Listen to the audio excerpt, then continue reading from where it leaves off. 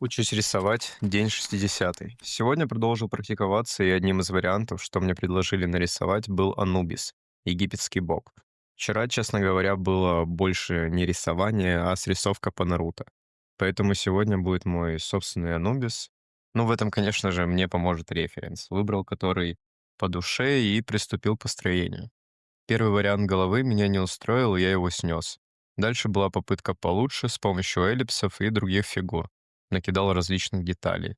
После был этап контуров, более четкие линии, штриховка, тон и детали. Вместо кобры на обруче у меня красуется птичка, чем-то напоминающая киви.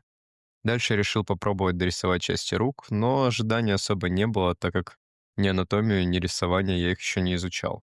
В принципе, они вышли где-то на двоечку из 10. Поэтому, думаю, получилась, в общем, картина неплохая.